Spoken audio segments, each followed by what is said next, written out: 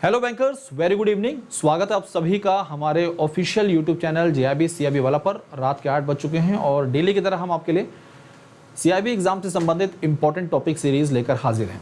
ये सेशन आपके सीआईबी एबीएनएफएम से संबंधित है। एबीएनएफएम काफ़ी खास सब्जेक्ट है, न्यूमेरिकल कॉन्सेप्ट्स और बहुत कुछ इस पर्टिकुलर पेपर के अंतर्गत है। पेपर टफ लेवल का है ना।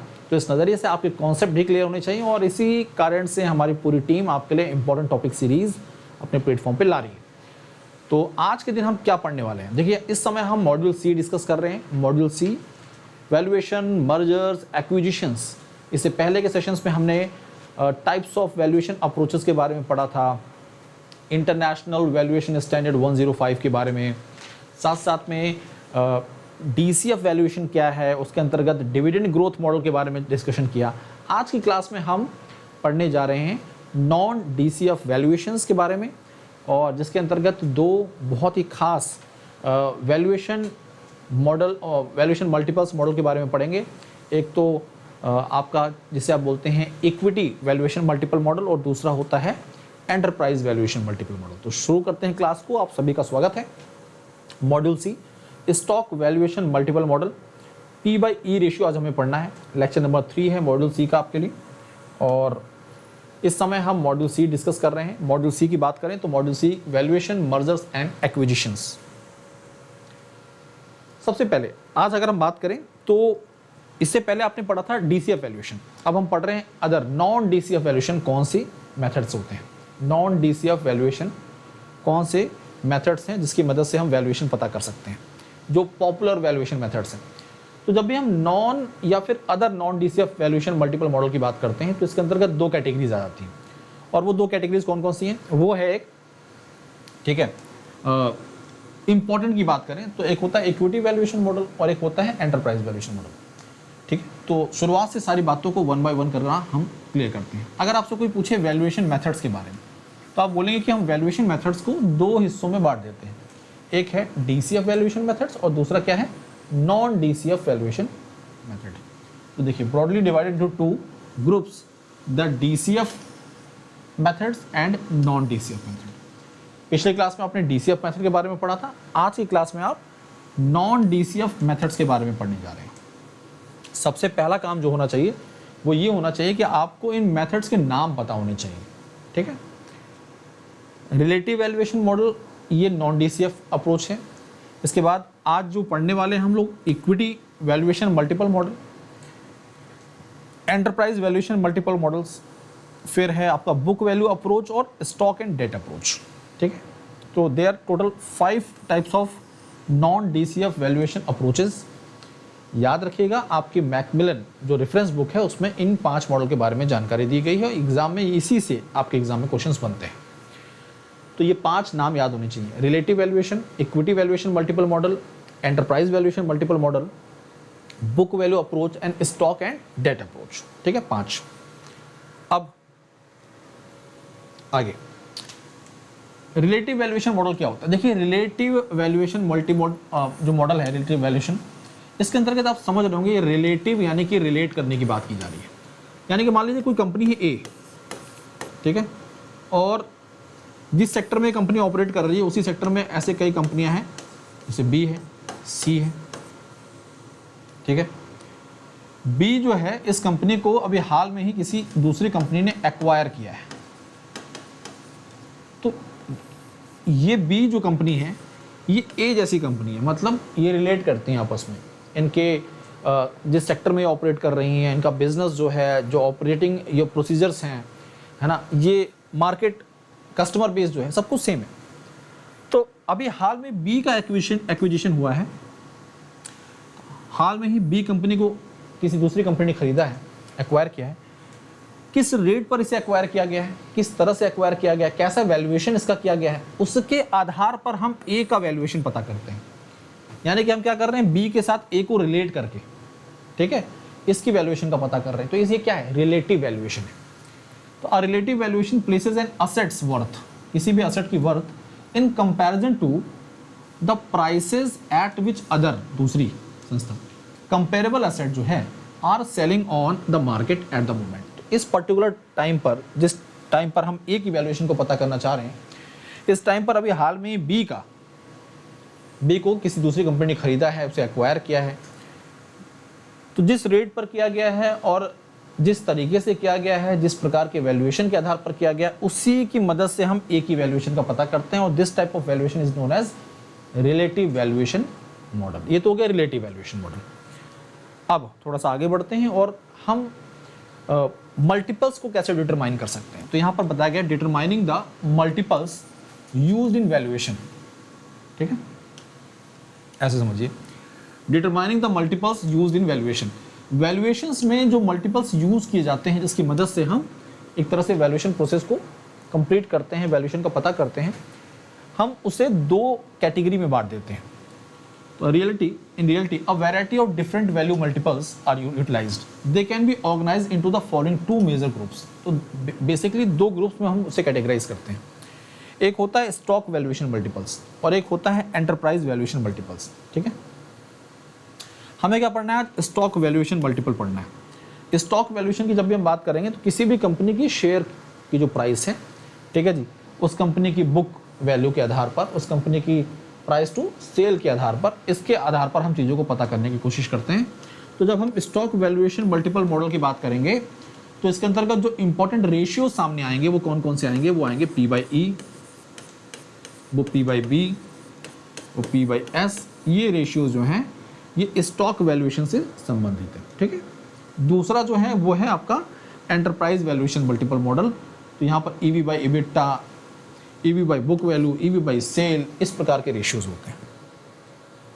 तो साथियों हम बात कर रहे हैं यहाँ पर P बाई E मल्टीपल की, और ये जो P बाई E मल्टीपल है ये किसके अंतर्गत आता है? ये इक्विटी वैल्यूएशन मल्टीपल मॉडल के अंतर्गत आता है। जब आप किसी कंपनी के शेयर्स में इन्वेस्टमेंट करने जाते हैं तो कई बार उसके फिनेंशियल्स को चेक करते हैं, उसमें P बाई E रेशियो के बारे में जानकारी होगी, P बाई B के बारे में जानकारी होगी। इन रेशियोज की मदद से आप जो पता करने का प्रयास करते हैं कि इस कंपनी के शेयर्स में अगर आप इन्वेस्टमेंट कर रहे हैं तो आपको फ्यूचर एक्सपेक्टेशन क्या है, कितना आपको रिटर्न मिल सकता है, ये सारी बातें आप वहाँ से समझते हैं। तो सबसे पहले जो P बाई E मल्टीपल है ये आया कहाँ से, इस कॉन्सेप्ट को लाया कौन है? तो इस कॉन्सेप्ट की जब बात की जाती है तो Benjamin Graham and David L Dodd, इनके द्वारा equity valuation based on price to earning, किसी भी कंपनी की इक्विटी का वैल्यूएशन किस आधार पर? Price to earning P by E ratio के आधार पर या P बाई E मल्टीपल के आधार पर किया जाता है, ठीक है। इनके द्वारा जब पहली बार इस कॉन्सेप्ट को इजाद किया गया तो इनके द्वारा एक किताब आई थी, एक बुक आई थी, इनकी फर्स्ट एडिशन, उसका नाम था सिक्योरिटी एनालिसिस। उसमें इस इंटेलेक्चुअल फाउंडेशन के बारे में जानकारी दी थी और इस किताब को पहली बार जब पब्लिश किया गया 1934 में। तो पहली बात तो ये P बाई E मल्टीपल किसकी देन है? ये है बेंजामिन ग्राहम और डेविड एल डॉड, इनकी देन है, ठीक है। इनकी किताब कौन सी थी? Security analysis. कब आई थी? पब्लिश हुई थी 1934, और इस कॉन्सेप्ट के बारे में यहाँ पर चर्चा की गई थी।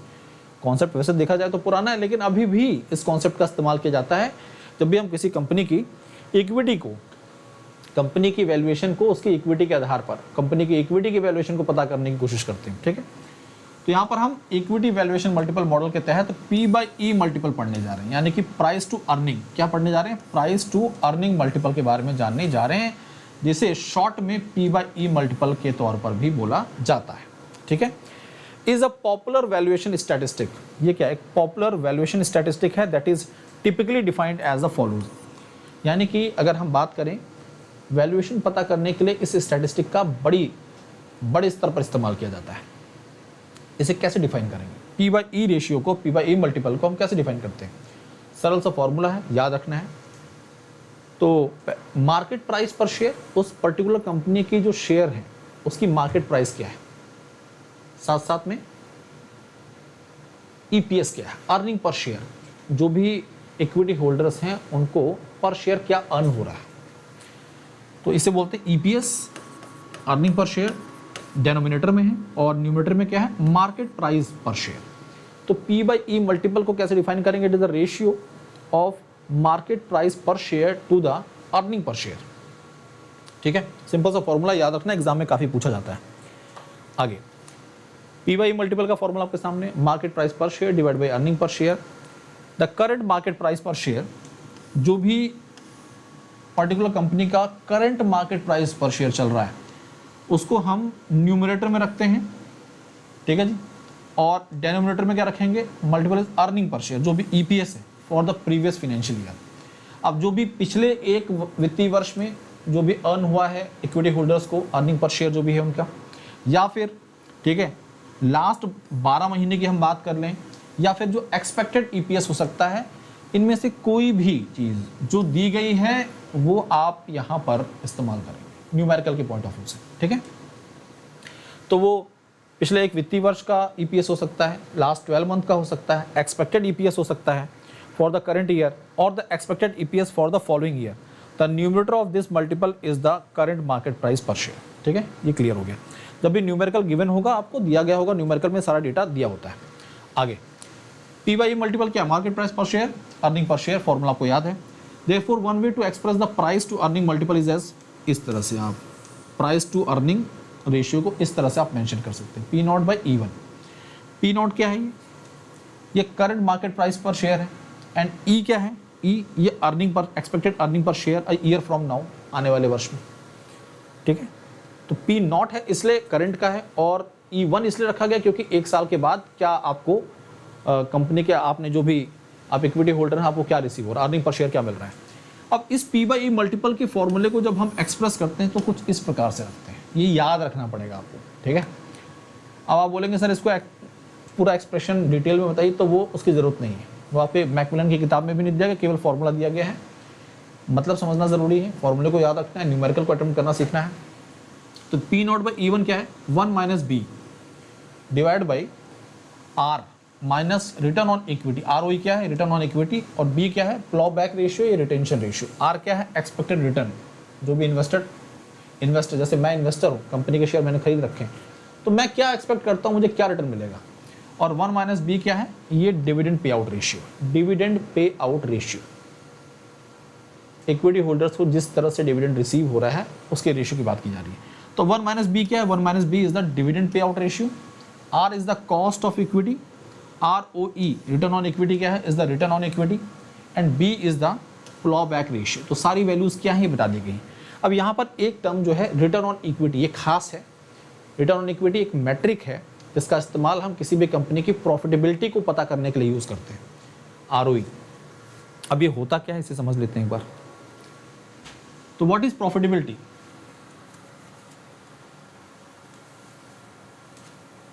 What is profitability. तो प्रॉफिटेबिलिटी की जब बात की जाती है साथियों, ठीक है,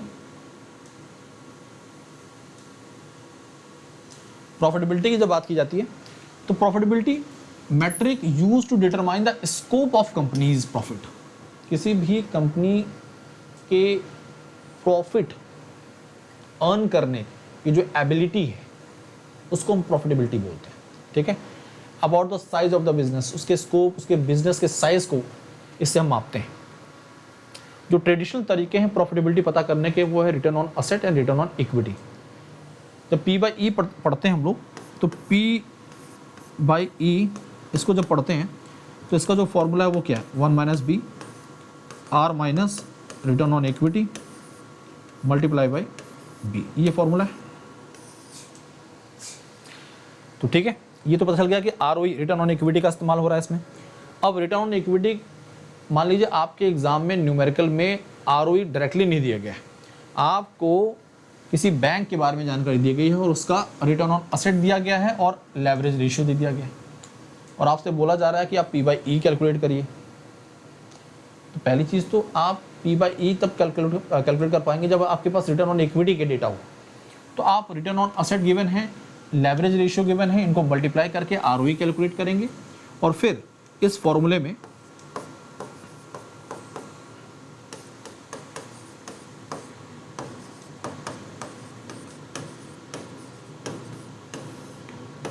इन डेटा को पुट करके फिर पी बाई ई कैलकुलेट करेंगे। या फिर अगर आपको return on asset leverage ratio नहीं किया है, आपको दे दिया गया bank assets to the bank capital, तो इससे भी आप, ये देखिए लेवरेज रेशियो है, तो लेवरेज रेशियो आप कैलकुलेट करिएगा, बैंक का जो भी असेट है डिवाइड बाय बैंक कैपिटल, ठीक है। आप रिटर्न ऑन इक्विटी कई फॉर्मूले हैं, जैसे यहाँ पर दिया गया return on asset multiply by leverage ratio. अगर आप रिटर्न ऑन असेट का फॉर्मूला यूज कर दें और लेवरेज रेशियो की वैल्यू रख दें तो आपका जो फॉर्मूला बन जाता है वो net income divide by bank capital बन जाता है। Net income divide by bank capital, ये भी रिटर्न ऑन इक्विटी का फॉर्मूला है, ठीक है। अब यहां पर कुछ डेटा गिवन है कि अगर P/E जो है आपका वो हाई है, लो है, किस रेंज में है, तो उसका क्या मतलब है। देखिए लो P/E क्या है, लो P/E का मतलब एग्जांपल जैसे मानते हैं 8 से 12 आपका P/E है, ये लो P/E है। ये क्या बताता है कि जो कंपनी है, कंपनी जो है वो अंडर वैल्यूड है। क्या है? Undervalued. और its earning are currently strong compare to its price, ठीक है। या फिर हाई P/E का मतलब क्या है, could mean that company stock price is high related to its earning, ठीक है। Often because investors expect high future growth. अगर हाई P/E है तो इसका मतलब ये होता है कि जो इन्वेस्टर्स हैं वो एक्सपेक्ट कर रहे हैं फ्यूचर ग्रोथ जो है वो कंपनी की बहुत अच्छी है। Indirectly it reflects the profitability and efficiency. Higher earnings with a modest price keep the P/E low, ठीक है। अब आगे ये इंपॉर्टेंट है, क्या एक्सपेक्टेशन है फ्यूचर से। तो हाई P/E का मतलब होता है कि high growth expectation, investors expect कर रहे हैं कि हाई ग्रोथ है फ्यूचर में। Investors believe earning will rise significantly in the future. Low P/E might mean lower growth expectations और even doubts about the future performance, ठीक है साथियों। तो इस तरह से आज के सेशन में आपने P/E के बारे में जाना।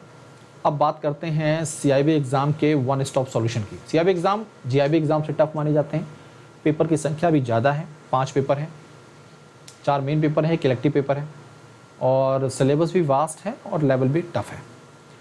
इसके लिए आपको पहले से ही तैयार होना पड़ेगा और दिमाग से इस डाउट को निकालना पड़ेगा कि एक बार में CIB एग्ज़ाम क्लियर नहीं हो सकता है। बिल्कुल हो सकता है। बहुत सारे साथी बैंकर्स हमारे प्लेटफॉर्म से जुड़कर CIB एग्ज़ाम एक बार में क्लियर कर चुके हैं।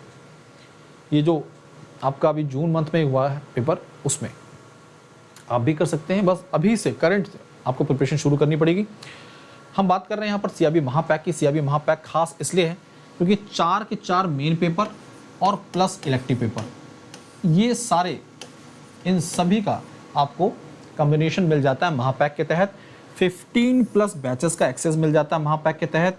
15 बैचेस के अंतर्गत foundation batch, foundation plus MCQ batch, MCQ plus case study batch, capsule batch, crash course जैसे कई बैचेस आपको मिलते हैं। सभी इलेक्टिव पेपर्स मिल जाएंगे आपको। 3 वैलिडिटीज़ में उपलब्ध है आपके लिए। 3499 में 6 मंथ का सब्सक्रिप्शन, 1 ईयर का सब्सक्रिप्शन 4999 में एंड 2 ईयर का सब्सक्रिप्शन 6999 में उपलब्ध है। आपकी जानकारी के लिए बता दें, आपको यहाँ पर module wise DPPs, quizzes, mock test, doubt solving session, ये सब मिलता है। तो इस नज़रिए से देखा जाए तो आप इस महापैक का हिस्सा बन सकते हैं और निश्चिंत होकर फिर आगे आपको किसी और बैच को परचेज करने की ज़रूरत ही नहीं पड़ेगी। अब बात करते हैं यहाँ पर CIB फाउंडेशन 2.0 बैच की। बहुत डिमांड थी इस बैच की कि सर 2.0 बैच कब आएगा, लॉन्च कर दिया गया। 2499 में आपके लिए उपलब्ध है ये CIB फाउंडेशन बैच, आपके लिए 2499 में उपलब्ध है, ठीक है। साथ ही साथ में अगर हम बात करें इंडिविजुअल बैचेस क्या है कि कोई पेपर रह गया आपका, भाई नंबर ऑफ पेपर्स भी ज़्यादा हैं, आपका प्रोफेशन भी है और साथ साथ में पढ़ाई भी करनी है, कई बार चीज़ें मैनेज नहीं हो पाती, पेपर रह गया, तो उसके लिए आप इंडिविजुअल बैचेस का हिस्सा बन सकते हैं और अपनी प्रिपरेशन को कंटिन्यू कर सकते हैं, ठीक है। This is my Telegram channel jab_care by Bhaskar sir, इसके साथ जुड़िए और कोई भी डाउट, कोई भी क्वेरी बेफिक्र होकर अपने सवालों को पूछिए। आज के लिए अभी के लिए इतना ही। धन्यवाद। पढ़ते रहिए, आगे बढ़ते रहिए। Thank you.